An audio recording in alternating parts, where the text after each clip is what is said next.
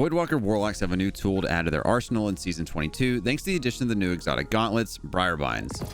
Instead of completely changing the standard Voidwalker playstyle, these new gauntlets bolster previous builds and can allow you to weaken entire rooms of enemies, create endless amounts of orbs and void breaches, apply non-stop volatile rounds, and keep Devour up 100% of the time. In today's video, I'll go over exactly what this new exotic does and showcase a build that will allow you to take full advantage of it. Without further ado, let's get into it. Kicking things off with the exotic itself, let's go over its intrinsic perk, one with the Void. Your Void Souls have a longer duration and gain escalating damage and durability as they defeat targets. You can retrieve or pick back up your Void Souls and redeploy them to a different enemy or group of enemies. The long and short of this is that you can constantly send out your Void Soul, let it attach to a target, apply its weaken and drain effects, and then pick it back up. The best part of this is that you can actually have multiple Void Souls at a time across an area, so long as you can continuously juggle picking them up and redeploying them before they expire. You can see here in the background footage where I'm essentially juggling up to 3 of these Void Souls at a time, constantly weakening and defeating enemies. Obviously, there are some drawbacks in that you have to chase your Void Souls down if you want to keep them up. However, you'll be constantly generating energy for all your abilities as they drain targets. To dive further into that, let's go over the subclass setup and build I like to run this with. Starting off with the super, and it's really up to you whether you prefer the Vortex or Cataclysm Nova Bomb, as neither one of the Voidwalker's Nova Bomb supers are all that great for damage overall, and Nova Warp is a fun option if you're leaning more towards an Add Clear super. You're going to want to use your Healing Rift over Empowering Rift due to its interaction with the Void Soul. For your grenade, again, it's up to you, though many people, myself included, prefer the Vortex Grenade for its crowd control capabilities. For aspects, you're going to want Feed the Void and Child of the Old Gods. With Child of the Old Gods, you'll create that Void Soul whenever you cast your Rift. What this Void Soul will do is attach itself to whatever nearby enemy you damage with a weapon, applying that 15% debuff from Weaken, and drain their health while simultaneously giving you grenade and melee energy.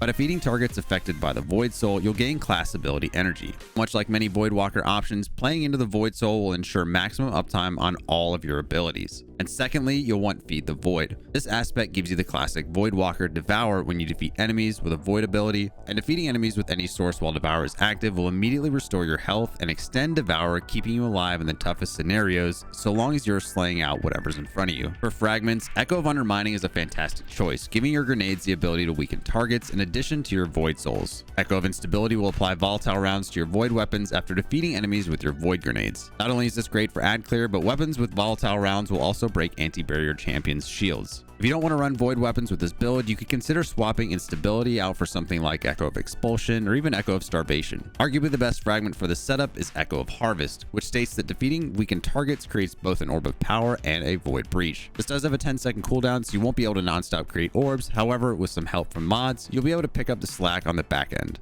And lastly, I tend to lean towards the fragment Echo of Vigilance, as this will give me a Void Overshield whenever I defeat an enemy while my shields are depleted, aka when my health is in the red. Now with Devour, this won't proc all that often, but when it does, it stacks with the healing from Devour and can give you full health and a Void Overshield when you're about to die.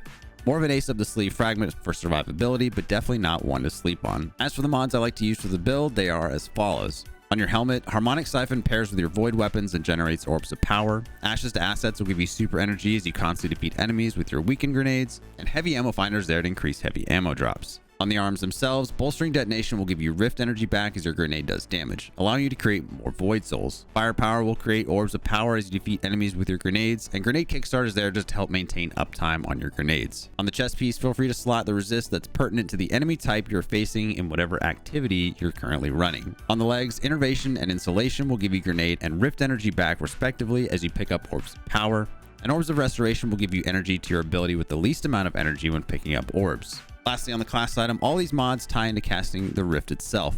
With Bomber, you'll get grenade energy back when casting your Rift. Reaper will create an Orb of Power from your first weapon defeat after casting your Rift, and Powerful Attraction will automatically collect nearby Orbs of Power whenever you cast your Rift.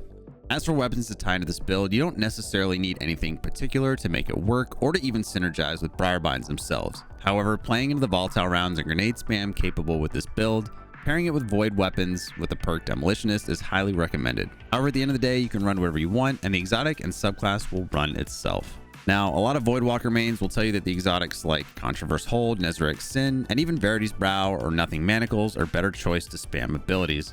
However, what they can't do that Briarbinds can is keep 100% uptime of the debuff Weaken on a target with little to no effort. You can non-stop send your Void Soul out to weaken a target, pick it back up, and reapply that weaken to the same target over and over and over again, so long as you don't let that Void Soul expire. Me personally, I'll be interested to keep using this build and exotic over the course of Season of the Witch and in future seasons that emphasize Void builds to make it even stronger. That's it for today's video. If you enjoyed it or learned anything new, then a like is greatly appreciated, as well as subscribing to the channel for future Destiny 2 content.